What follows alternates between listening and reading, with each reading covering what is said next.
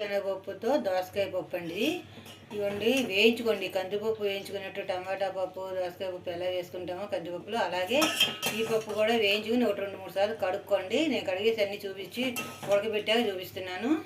పచ్చి శనగపప్పుతో దోసకాయ పప్పు అండి. ఇది ఉడికిపోయింది. ఇలా చూసుకోండి ఉడికిందో లేదో. బద్ద ఉడికింది ఇలాగా. ఇదిగోండి దోసకాయ ముక్కలు సరిపడా వేసుకోండి. దాంట్లో పసుపు ఉప్పు పచ్చిమిరపకాయలు ఈ ముక్కలు ఇందులో వేసేసుకోండి. అలా ఉడుకుతూ ఉంటుందండి. మూత పెట్టేసుకుంటే ఇదిగోండి ఆవాలు జీలకర్ర మెయిన్ అండి, బాగుంటాయి వాటికి. ఇదిగోనండి మిరపకాయలు, దాంట్లో కరివేపాకు కూడా వేసేస్తున్నాను.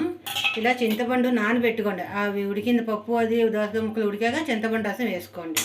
కావాలంటే వరిపిండి కూడా వేసుకోండి. ఇదిగో దాంట్లో పోపు వేస్తున్నాండి. ఇది ఇలా ఉడకాలండి పప్పు.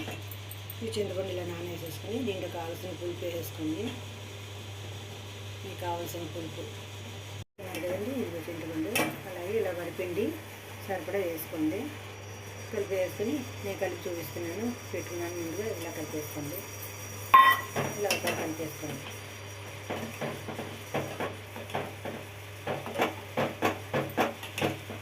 అయితే ఇలా పోపు వేసాను కదండి. ఇలా పోపు వేసాను కానీ దాంట్లో కారం వేసుకోండి కొంచెం కలిపిన.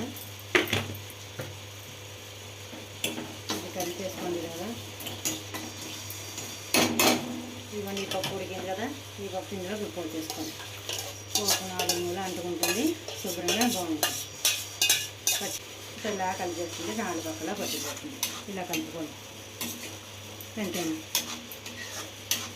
పైన కొత్తిమీర వేసుకొని కావాలంటే సన్నగా తరుపుని రౌండ్గా తిప్పుకోండి. అంతేనండి.